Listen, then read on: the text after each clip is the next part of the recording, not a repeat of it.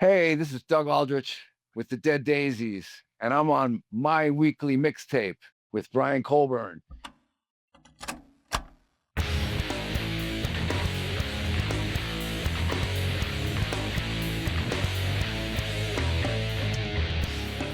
Welcome to My Weekly Mixtape, a podcast that takes the classic mixtape approach to building a modern playlist. I'm your host, Brian Colburn. Tonight, I'm excited to welcome Doug Aldrich of the Dead Daisies to the program.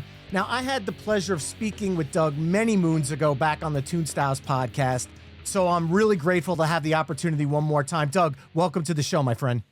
Hey, thanks, Brian. Thanks for having me. Good to talk to you again. Likewise. It's been about 5 years or whatever, something like 6 years. It seems so long ago, but like yesterday at the exact same time. But with Yeah. that, this is technically your first time on My Weekly Mixtape. So I am going to start by asking you my first time guest question, which is, what does the word mixtape mean to you? I mean, mixtape to me means that I'm going to put together a tape that basically covers certain things, feelings that I have, or certain agendas that I've got going on. So, like, I might have my relaxing mixtape. That's what it means to me. Is I wouldn't take all my favorite stuff and put it on one mixtape so much unless it was just to have a document of it. Because when I'm at the gym or something, I want to listen to one thing. When I'm in bed, kind of chilling, I go deep down into some rabbit holes where it's like I want to relax, and so they're very different. But my mixtape would be a representation of whatever mood I'm in. Awesome. Well, tonight we're going to take a deep dive into the Dead Daisies' brand new album, Lookin For Trouble, which is the band's hat tip to the blues, featuring covers of classic tracks from Robert Johnson, John Lee Hooker, and Muddy Waters, just to scratch the surface. Now, starting at a higher level here, could we start by talking about where your love of the blues genre maybe started? Absolutely. I mean, I think that speaking for probably the guys in the band, maybe Michael Devon's an exception because he's very astute when it comes to blues and the history. But the rest of us got exposed to blues music through the artists that we grew up listening to, which were rock artists that were influenced by them. So for me, the first one was probably, getting exposed to stuff like Hendrix or Jeff Beck, and also definitely Led Zeppelin. Led Zeppelin.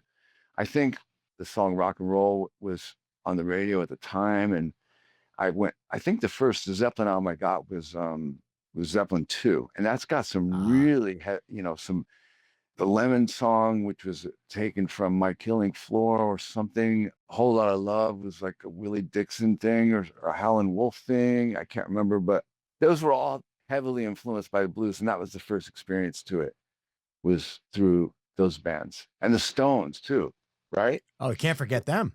Yeah. Well, obviously, groups you were a part of, such as Whitesnake, always had their finger on the pulse of the blues, especially in their earliest works. But it might not be as obvious if you're listening to, say, Dio or Lion.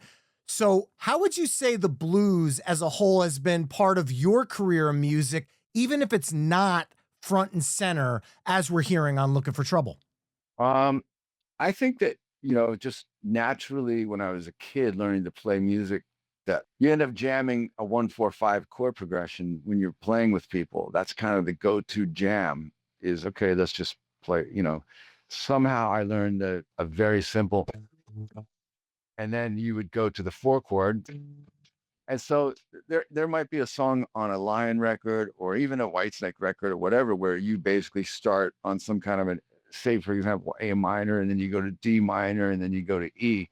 And it is blues based. And so those were still, even though Lion, for example, was a rock band, and we were influenced by bands like Zeppelin and Whitesnake and Thin Lizzy, there was, naturally just some blues progressions that would come out. I mean, all the rock and roll stuff kind of really did originate from that blues stuff with Chuck Berry and Elvis kind of rocking it up in the very beginning. So now as we start to dive into the actual album, Looking for Trouble, can you talk about where this idea came from, especially since the band's last album, Light 'Em Up, just came out in 2024? Yeah, it was like a bonus that happened during writing of Light 'Em Up, we wanted to go write in a different environment. We wanted to meet together to write. First of all, it's important for the Dead Daisies is we do everything together. And so let's find a place where we can go meet. It could have been in Europe, it could have been anywhere, but we decided let's go down south. The studio has a lot of history. They have everything we need. Just bring a guitar and let's go down there and we'll just write. And that's what we did. But during that period, in that studio, Fame Studios where we recorded it, and it's interesting, we did not record Light 'Em Up there, but we were there to write Light 'Em Up. And during the period of being there, we realized how much amazing history had been going in that studio, starting with Aretha Franklin and Wilson Pickett, Etta James. And one of the ways a studio like that can stay afloat is they do a lot of tours. They'll have like people come in and they'll do 20 to 60 people every day. And we'd take a break for dinner. They'd have the tour come in. We'd be in the control room listening to these stories about, hey, right over here is where Dwayne Allman shook the hands of Wilson Pickett. And this is the piano where Aretha Franklin first sang I've Never Loved a Man. And then it started talking about down south and the crossroads and what it was like back then. And we started getting inspired, listening to some stuff. And just even though we were working on our rock record, at night, we'd, after a couple glasses of wine or whatever, we just want to have a jam, have a play. And we'd start jamming on some of these songs. And that led to, well, what if we did it a little differently? What if we took that version, like, for example, Crossroads?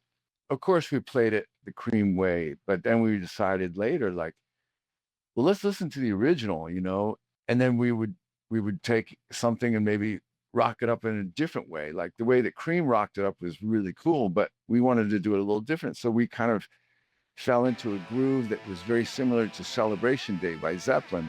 And that's where the groove came from for our version of Crossroads.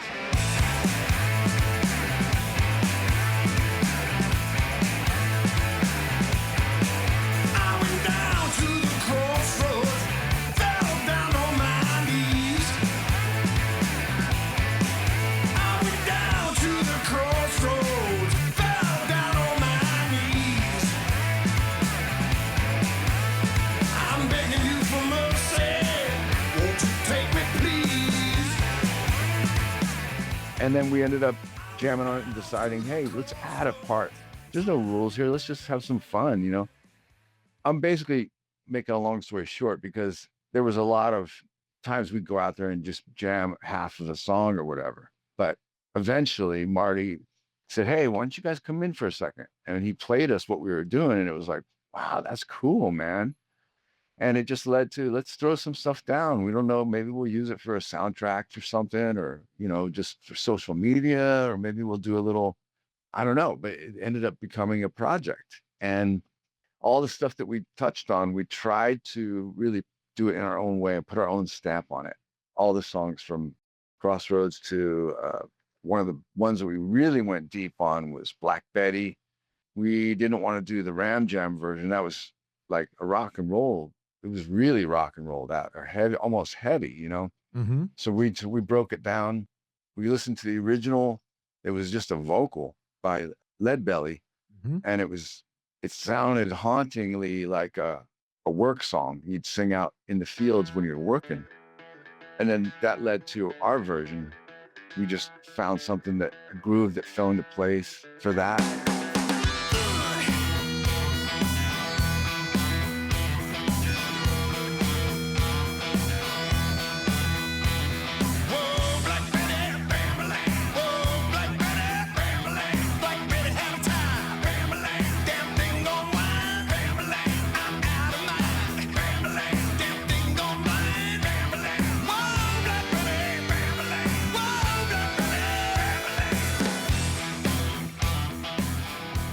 Now, Doug, maybe you can help me out here. On the album, you have Sarah Tomek playing drums, but with the band as the full-time drummer, and on the live performances that I've seen from some of the songs from this album, you have Tommy Clefetos.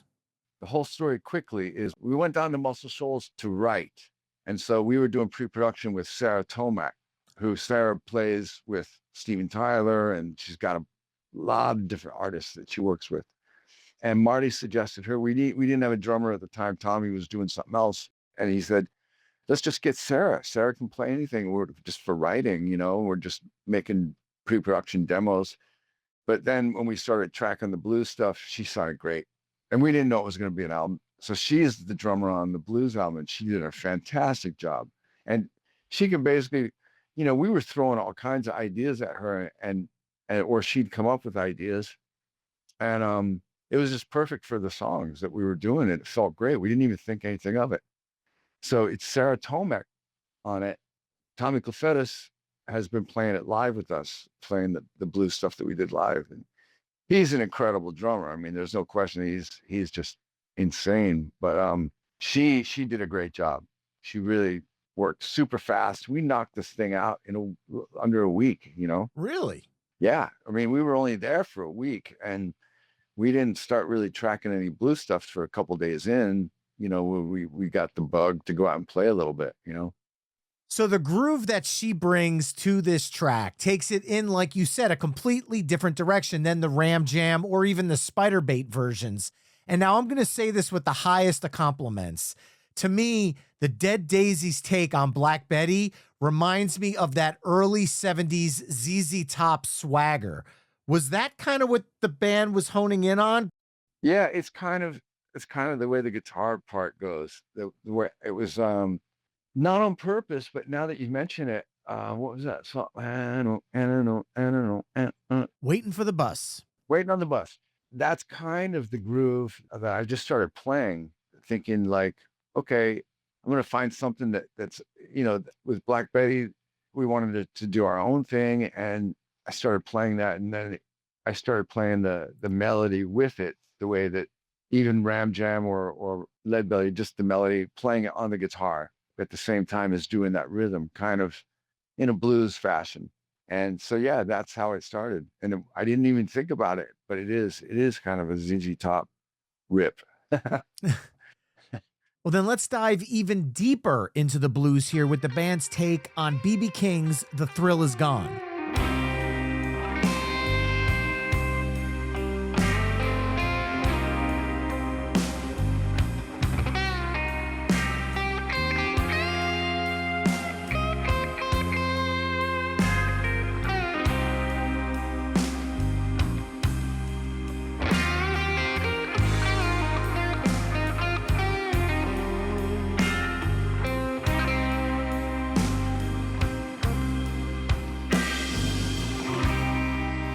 The thrill is gone. The thrill has gone away. The thrill is gone, baby. The thrill has gone away. You know you done me wrong, baby, and you'll be sorry someday. The thrill is gone. It's gone away from me. The thrill is gone, baby. The thrill is gone away from me. Although I still live on, oh, but so lonely I will be. Well, one thing's for certain, the band did not shy away from tackling the songs that are pretty much ingrained in everyone's musical DNA. Did that present a challenge when you were trying to put your own spin on a song like this? Thrill Is Gone. The BB King version is perfect. How are you going to beat that? It's like impossible. It's beautiful. I wouldn't even want to mess with it because it's just perfect. It is. But then Karabi goes, hey, why don't we do it like kind of hit that song like in a way like Zeppelin did T for One or Since I've Been Loving You, which is in a 6/8 feel. Yep. So we did it like that, and it became different. It became ours, And that was one where it was at the end of the day, we were just trying to get through our arrangement of how we were going to do it. And I had a little different progression at the very end of the song. I thought actually we could put that progression as a solo section in the song, But Marty goes, no, let's keep it for the end. And we were just kind of work out that arrangement, and we put it down, and he goes, okay, cool. Let's hit it fresh in the morning. And he goes, take home an MP3 and let's listen to it. And everybody learn what you did, and we'll come back and hit it. And I listened to it that night and in the morning. And I was like, I don't know. I can't relearn. This was played by feel. I wasn't even thinking, I was just like reacting to a vocal or to whatever, a drum fill. And I told Marty, I don't know if I can do it any better. That's about as good as I could possibly do it. I can play it differently, but I was afraid. I was nervous, like that it was going to get worse and worse every time. I was really afraid to go back to that song. It's hard to put into to have you understand, but I was like, I did not want to play it again. I was like, wow, there was some licks on there that I've never done before, and I just didn't know where it came from. So I didn't want to go back to it. And he made me go back to it and play it a couple more times. But in the end, he goes, look, if you like the original the best, let's just keep that. And there was a couple of chords under the vocal that were just a little out of tune because we were just rolling. It was just pre-production. And my guitar was a little like a chord that normally you could hear it. I didn't notice that it was out of tune. So we fixed that. And that's the take. The guitar's the first take, the first time I ever got through the arrangement. Wow. That's how it was. Well, we've mentioned his name a couple times, and I want to bring some clarification to Marty. And for those people that don't know, that's Marty Fredrickson, who works with the Dead Daisies on the last album as well as this one. Can you talk about the influence he had on these sessions and maybe some of the renditions you were working on? Well, Marty's a very inspiring person in the studio. He's pretty low key. He's really chill, man. He just kind of hangs out in the back and just go like, he won't say much, but then he'll just be like, hey man, what do you think about this? Like, what if you played it like this? You just say that. Like, that's a good idea. All right, yeah, let me try that. Like, yeah, man, go try that. He's just like kind of like your big brother that's cooler than you. And like it was many times. And I was pretty freaked out a couple of times because I was like, man, I don't even know the song yet. And it's like, he's like, it sounds great. Don't even think, just play. And he gave me the confidence to do that and to not worry about the mistakes. There's mistakes on the record we all made, and it's like, John, probably half of those vocals are one take when we were trying to work up our version of the song, and we play through it 3 or 4 times. We keep making mistakes and stopping. Finally we get it, and it's like, okay, done. And John would probably be thinking like, when I come back to redo the vocal, it's going to even be better. But Marty was not really super into like polishing it. He wanted it to be raw and rough, and so but yeah, with Marty on every record, by the way, we've done also 2 other albums with Marty. When I first joined the band, we did Make Some Noise, and then we did Burn It Down, and both had a bit of, everything that we do with Marty, he's a songwriter with us. Like he's involved in lyrics, melodies, guitar parts, whatever. And so same with this, there was a couple songs where we, like I said, Crossroads, we came up with an extra bridge for the song. It was like hitting a C, yeah, I've been down at the crossroads, A, and then we just back to the riff. But that was Marty's, like, are you sure we should do that? Fuck yeah, man. Who cares? It's making our own, That's how he was. Well, how did you guys whittle down all of that inspiration that you were talking about earlier into this batch of 10 tracks? We actually didn't have 10. We probably had, I think we had 8, and a couple of them we just knocked out like at the last minute because we decided let's get 10 things together. We talked about a lot of stuff and we played through a lot of stuff, but there were certain things that we weren't able to really make it special. It was just going to be like doing the song the same way and the songs that we were most excited about were the ones where we could really put our stamp on them. Awesome. There was actually an 11th track, but we ended up, the music turned out to be so original that we made it into a song that we put on Light 'Em Up, a song called Take My Soul. It's the last song on Light 'Em Up.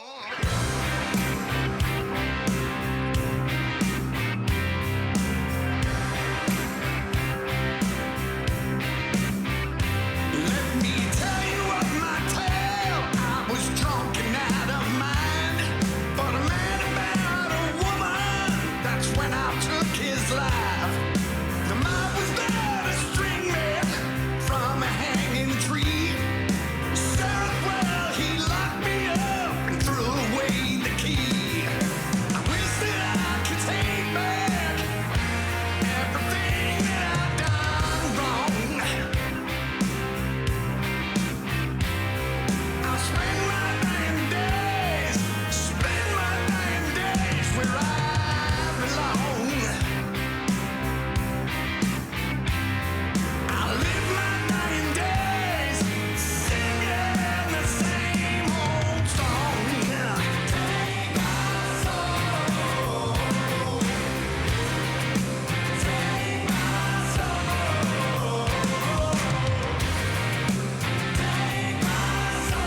take my It's got a bluesy vibe to it, and we were messing around with this song, messing around with Paraplane Blues, and we had listened to various versions, and we came up with some music that was just completely different and original. And Marty said we should just keep that, make a song of our own for that, and then that ended up on Light 'Em Up. But yeah, it was down to I think one of the last tracks we cut was Sweet Home Chicago. It's just, it's like a party song. Come on, baby, don't you wanna go? Oh, come on, baby, don't you wanna go? Yeah, back to the same old place, to my sweet home Chicago. It's a lot of fun, just makes you want to dance, And then each song we treated differently. We put something different to it, so it was going somewhere. There was a couple that we kept close to the original, but we rocked them up our own way. Like Going Down is pretty much like Yardbirds or Jeff Beck version. It's kind of like that. But Dead Daisies has always had a lot of songs with this downstroke thing. We always have a song with, it's like this thing that David Lowy has always loved, which is the AC/DC downstroke vibe. Yeah. It's like some songs that we've done. And so when we talked about doing that, he loved it. So it was like, let's just keep it downstroke. And we're wow,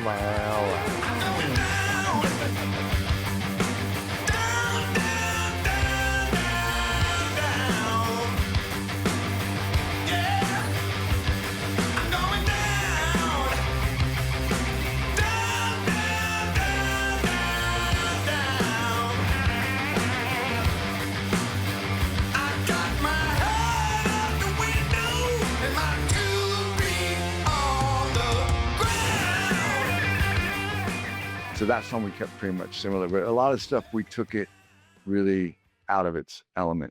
Well, let's continue this deep dive into the album with the next track being the album opener, the band's take on Muddy Waters' I'm Ready.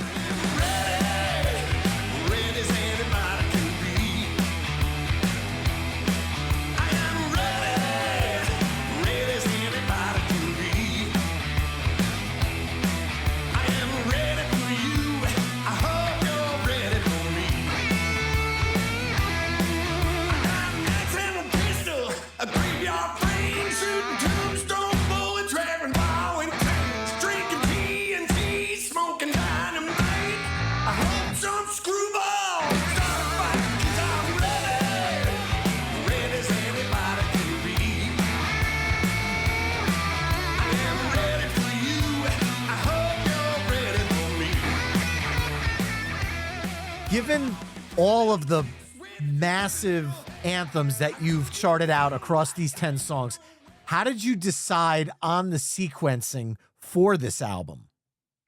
That was mostly Marty and management. They kind of, because we didn't, like, again, we didn't really consider this going to be a release, like a proper album, until several months ago, right when they started talking about it, end of last year. I'm ready.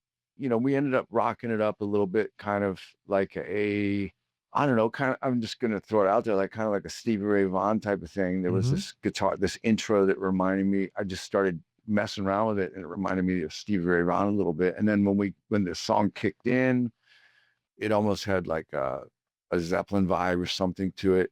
But then John hit the melody and there it is. It sounds immediately, it's like, the song. And that song just had a perfect vibe and tempo, I think, to start the whole project off. And I also love the fact that you guys honored the original's harmonica solo thanks to Michael Devin.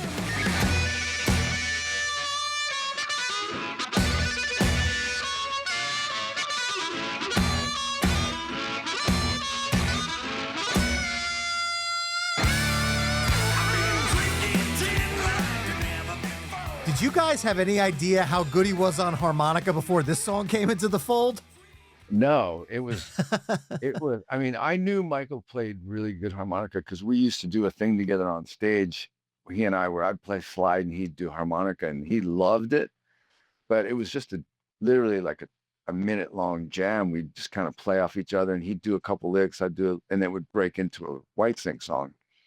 But it came time to do a harp solo and it might have been I'm Ready was one of the first ones. And it was like, he just, so for people that don't know, harmonica, you have to grab the harmonica that's in the proper key of the song. So that's why guys like the guy from Blues Traveler had all the harmonicas.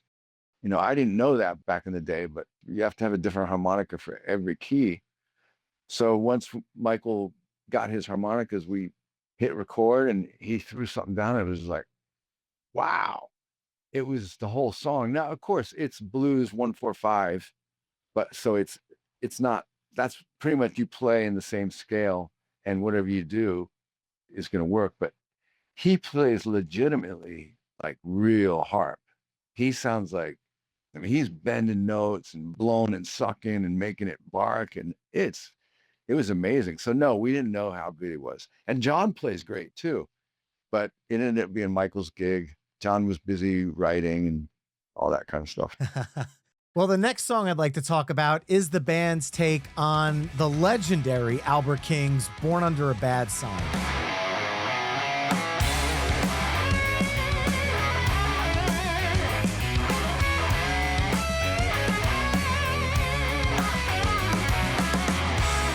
Born under a bad sign. I've been down since I began to crawl.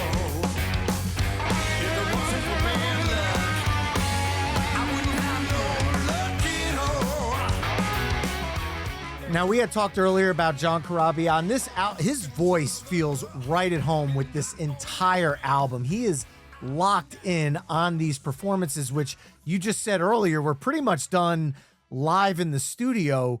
Yeah. So from I know this, I'm asking you about a vocal standpoint, but did John ever talk about what he was trying to bring to these songs? Because I feel like there's a perfect balance of paying homage to the original, but also putting your own stamp on it, because this is a uniquely John sounding vocal take, but you could tell that there's a little bit of tribute in the delivery.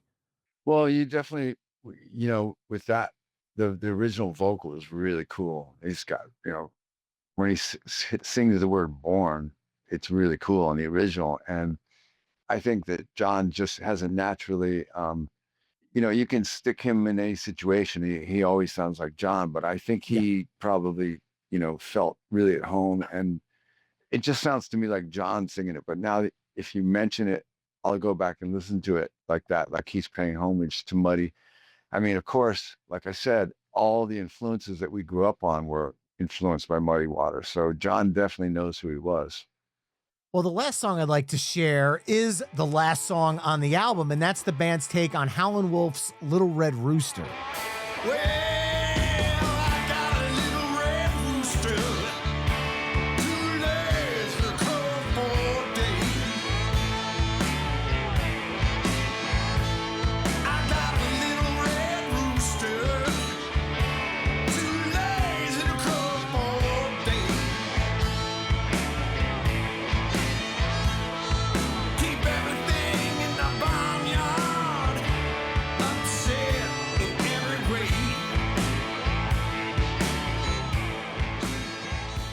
Now, Doug, all of these songs across this entire album sound so right at home for the Dead Daisies. And you had mentioned that one of the songs did turn into something that ended up at the end of Light 'Em Up. Is this the kind of album that could possibly in the future maybe even change the direction of the band in any way? Maybe an album of blues rock originals? Or was this just kind of a, what you called it, blowing off some steam in the studio, having some fun, and it is what it is? It was definitely a byproduct of us being there in an inspirational place, and you never know where it may lead to. It definitely could. I mean, we see the beauty in it now where hearing it back going, that's really cool. We were able to put our stamp on something that wasn't ours. And, we've been kind of known to do that with covers when we would do covers on an album, put an extra song on an album every time and cover it and try to make it our own. But we went further with this stuff. And yeah, it would be cool to do more like that and make it original. Absolutely would be. I don't know if we will, but I mean, and we definitely all of us have ideas that easily could be stripped down into blues ideas. Like, for example, the title track on Light 'Em Up.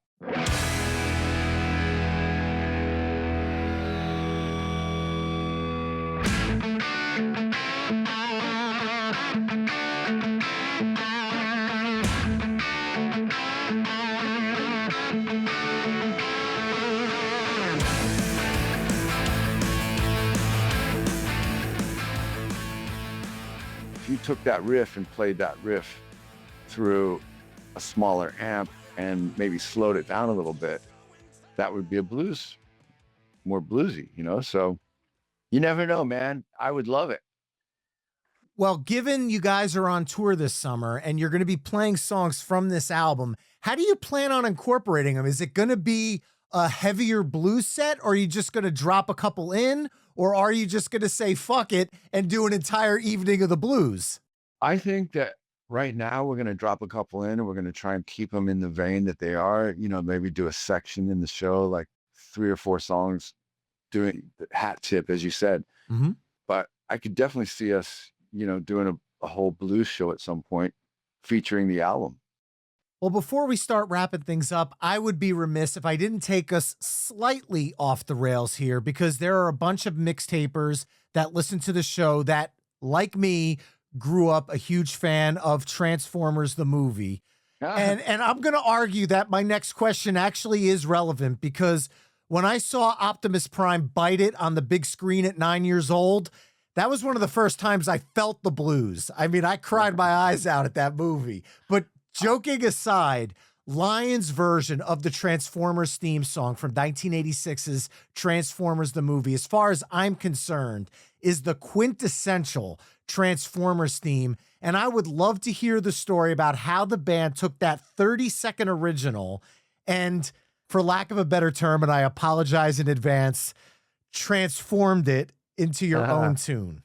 That's a funny thing, because we were playing around Los Angeles and every label passed on us because we weren't like your typical LA band. We didn't have, our songs were not like Motley Crue or Poison. We were more influenced, as I said, by, our singer was British. So we had Zeppelin and Deep Purple, and he loved Thin Lizzy and Whitesnake. Cal Swan loved David Coverdale. So that was our sound, and nobody really wanted that sound, but we found a label that said, we can't give you much money. In fact, we can't give you any money up front, but we'll put out the record, you record it in our studio, and then we'll also get you on some movie soundtracks. And the first one was, they said, we need a theme song. So our job was to take that 30-second clip and make it into a rock song. And first thing I don't remember exactly what came first, but I mean, we had the chorus that we needed to make work, and we've worked on that a little bit. And then eventually we found a riff, which was seemed to fit, and somehow we came up with an arrangement for the thing and then went in the studio and cut it. And it was just, the cool thing is that we did make a little bit of money from the song, from like, it's ASCAP money, mailbox money that would come in periodically. And there was once in a while, there'd be a pretty good check or whatever. Now it's like a couple pennies. or whatever. But we weren't super excited about that in the Really? beginning. Yeah, because we didn't know, we were older. Transformers was for younger guys, Yeah. Sorry. And no, it's cool. And it's interesting that it's even still a thing, is that we thought, oh, this is just some show. It's going to be gone in 5 minutes. And it turned into a movie and they gave us that thing. Then we thought it would go away. And they've done a couple movies since then, right? Something Very like that. many. Yeah. But yeah, it was the first thing we did with that label. And we went in with this producer and cut the track in a day. And the rest is, and went on an album, for the Transformers movie that had a bunch of songs on it. Yeah. It's a classic to all of us 80s Well, kids that that's grew up cool, with man. it. That's cool. Thank you. Well, I have to ask, because this show is called My Weekly Mixtape, and it's centered around creating mixtapes and mixtape curation. Yeah. Looking back at your entire career, all the bands you've been in, if you had to make, let's say, a 5-song mixtape that kind of sums up your career amongst those 5 songs, which 5 songs would you choose and why? That's a really great question. I'm sorry to say I probably wouldn't put Transformers on there, but I would, want to try to show some diversity, but also some like a thread of a style that I hope to have, So I would probably, starting backwards, I would say it's hard to pick one song from Dead Daisies, but I guess I would probably say Long Way to Go is a song that is quintessential for the Dead Daisies. And it was a riff that David had, and me and Brian Tishy kind of worked it into a full arrangement. And then John and Marty and everybody, Marco, finished it off arrangement wise and melody wise. And it's a good rock song. It's just a good representation of this period. And then with Whitesnake, that was my project prior, or not project, but I was in the band for a long time and really dedicated to it and felt really proud of the work that we did. So I would say the last song that me and David Coverdale wrote was a song called Forevermore. Yes. That was really, that song, we were pretty much done writing, and his engineer that was there with us said, we need more songs. We don't have enough songs. And that was in this year. And then in this year, David's going, Douglas, we've got a smoking record. We're done. We got to stop writing because I got to start writing lyrics. I can't, we're done. The record's good. We got it. And so I had the idea for Forevermore, and I said to him, I got one more. He goes, no, we're done. I told you. And I go, well, just tomorrow, can you just listen to it? And we kind of ended up getting in a little bit of a, not argument, but it was just like there was a heavy pushback. Like, I just told you, I don't want to write anymore. And here you are telling me you got another song. And I played it for him the next morning. He came to me and goes, play me the freaking song. So I played it for him, and he immediately locked into a melody. And so I'm really proud of that song, that it made it. It was the last thing we ever did together. But I would also say, so that's 2. There was other songs of Whitesnake I would like to include, but I'll put from the previous album, Good to Be Bad. I was in this studio, I was playing in the thing, and he goes, well, what kind of melody are you hearing? I go, I just played it. I made up something. Tell me, baby, what's on your mind, which is kind of a bluesy thing. And he seemed to like that phrasing and that thing. And he sang it. He goes, play it again. I played it, and he started singing my exact words that I sang him. And it was like, holy shit, this is unbelievable. And it was like, okay, we're creating new Whitesnake music. We're going to, he wanted to keep the band going and stuff. And I was like, we need new music if we're going to do it. So that was one of the first songs. And it was like, okay, we're doing this. We're getting Whitesnake back up and running.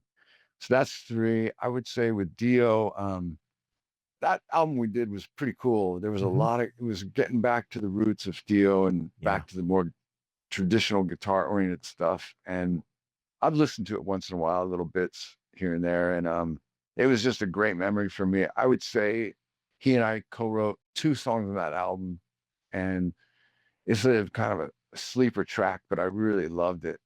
It was a song called Scream. It's a slow song. when I joined the band, they had 8 songs already. But they needed a couple more, and I just felt like let's do a slow, kind of a Holy Diver, kind of a Last in Line or a Heaven and Hell type of song to fill it out. And then prior to Dio, maybe with there's a couple things I would say. This is another one that maybe people didn't know about, but House of Lords. Yeah. I played on the Sahara record, and we did a cover of Can't Find My Way Home, which was getting a lot of attention back then. And that I had played on the demo, and Gene was the record company. Gene Simmons was the record company. He said, "I want you to join the band." And I said, "I can't join the band. I'm contractually set up with Hurricane, and we've got a record coming out, but I'll play on the record." And the version of Can't Find My Way Home, it's hard to find now because they recut it with a different guitar player later. Just I don't know why, but the original version I was really proud of. So Can't Find My Way Home, it was a Blind Faith tune, as you know. Yeah. And then there's other bands that that I could throw in there and stuff, but I'll jump to Lion. And I would say probably Power Love, was our first song that got, attention. And it was, pretty straight up kind of pop rock, heavy rock. But it did well for us. And a lot of people first heard me playing that. So I put that one. That's a hard question. There's so many, I would probably, in my perfect brain, I would pick totally different songs like that were just songs that I really like personally, but people would maybe not relate to it as much. So Power Love goes on there. Pick up your copy of the Dead Daisies Looking for Trouble starting on May 30th. And if you're tuning in from Europe or the UK, be sure to check out the band when they're in your city. Doug, let's not wait 6 years till our next sit down. Thank you so much for joining me on My Weekly Mixtape.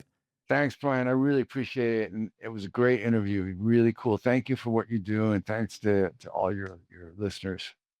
Really appreciate it.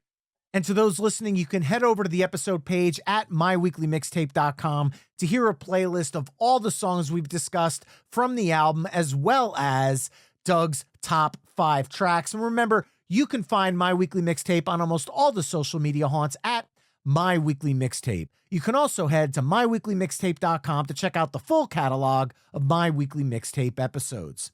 And finally, if you like what you're hearing on the show, you can help me out by either telling a friend, leaving the show a 5-star review wherever you're tuning in, or becoming a Patreon mixtaper at patreon.com/My Weekly Mixtape. There you can find ad-free episodes of the show, gain early access to upcoming episodes, chime in on future topics, become a guest curator, and so much more. That's all for this week. Thanks again for listening, and until next time, enjoy the tunes.